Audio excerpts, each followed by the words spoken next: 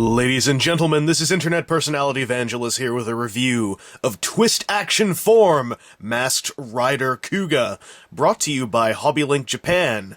Even though I have popped them open, I did want to show you the kind of interesting packaging that these guys come in. It's a weird kind of rectangular cylinder. I think that it's actually very effective packaging because you look at this and you're like, what is that? It's like a canister full of no fear and no pain. And he is twist-tied in there, so he doesn't, shake around like this. Also, I like the lid because it says TAF.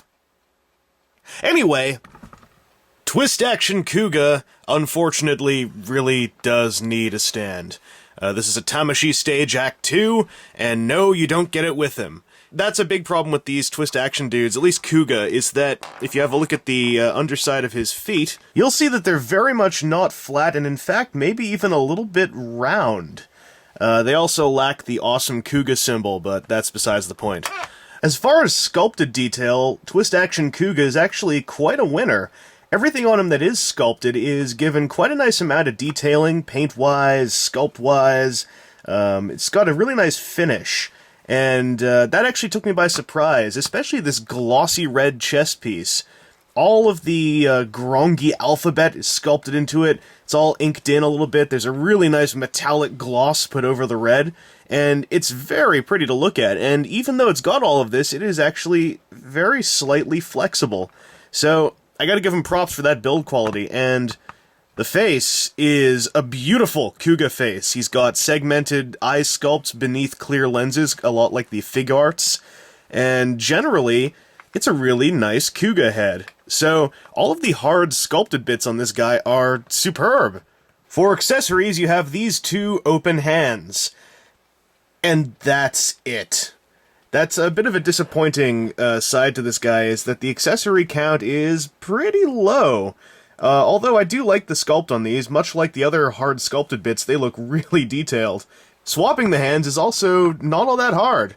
All you gotta do is unpop the ones on there. They use this little nub joint, and then pop on the other ones.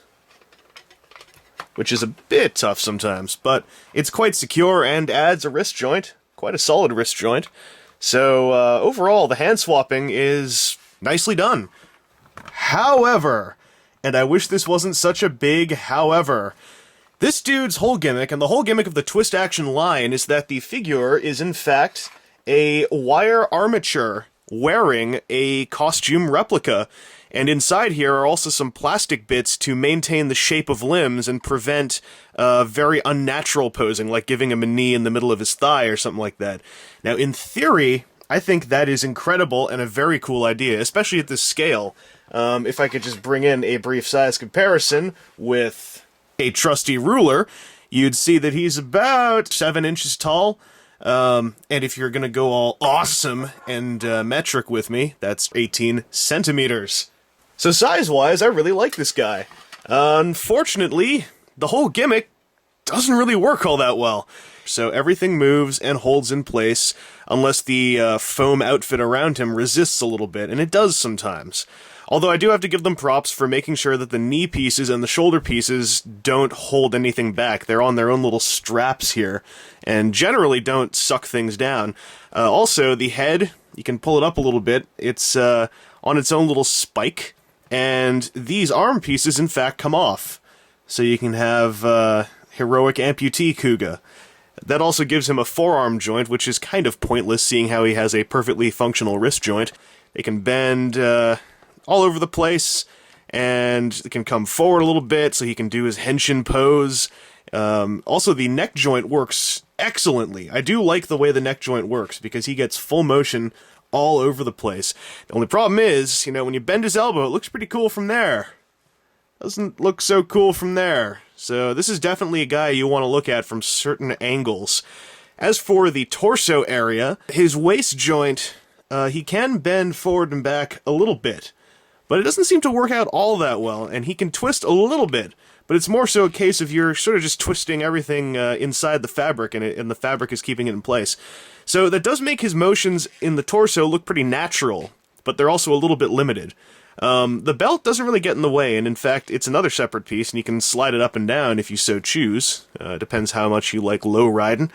Now, the part that had a lot of effort put into it, I think, to prevent this, sadly failed effort, was the legs. There are shin and thigh pieces in here, as far as I know, and they're holding the shape. You can feel them inside, but moving his leg forward, while it can move forward pretty well, and I'm trying not to be too careful, but I am worried that the wire inside will break, but that just comes when you have any kind of armature involved in a toy. It moves forward okay, but check out this unbelievable crinkle on his crotch. It's a little bit unnatural looking, especially from the side. This is not a toy you look at from the side. And his knee, again, it works okay. He has technically a double-jointed knee, but it doesn't really bend all the way back, and then, again, you look at him from the side, and what happened here? He has an ankle swivel, because it's a separate plastic piece, but if you want to do an ankle joint, you can kind of do an ankle joint by bending it there, because the boot is separate from the gold anklet, but the problem is, you give him an ankle joint. Now this pose, this pose will work, and he looks pretty, I'm Kuuga and I'ma get you. But then you look at him from the side and you're like, what the hell happened to his leg? So, overall, Twist Action was an incredibly good idea and quite an experiment. And I'm really happy that they tried it, because I think that this could go places. That said, Kuuga, being one of the first Twist Action forms, really feels like one of the first Twist Action forms. He has a lot of problems, all stemming from the very basis of this subline. And despite his qualities, and I will forever stand up for the sculpt quality on these guys, but I won't stand up for their amputee powers, he's definitely a worthwhile thing to look at, and in certain poses really does hold his own. The problem being that if you try to do anything else, you're going to be a little bit boned. The way that this all comes to fruition is the price of these guys, because when they came out, they were approximately, I think, 4,500 yen, so nearly $50. Definitely $50 if you had it shipped to you. These are not worth $50. I've tried to think of ways they could be worth $50. I think that the build quality, or not really build quality, but the build materials are easily $50. And as I said, the sculpt and paint on these parts is excellent. It's the body itself underneath that drags the entire thing down. That said, almost everywhere on the internet has put these guys not just on sale, but on slash and burn sale. And I'm talking $25 tops. Sometimes even as low as like $10 or $15. Now for $10 or $15, I think they are quite passable. I still say passable only because I feel that the joint system just did not work out as well as so many parts of it seem to have been designed to try to make it work. There is one thing these guys do that I think makes them worthwhile if you've got the spare cash and if you've got the want for one of these guys, is that due to how high quality the sculpting is on their armored parts, when they're in the 2 or 3 poses that well and truly work for them, they look pretty cool, and they have no joints visible on the toy. And what that means is these guys are really nice for shelf display. Given that you can probably get these on dead clearance right now, I'd say if there's a character you like who has been made into a Twist Action form, why not?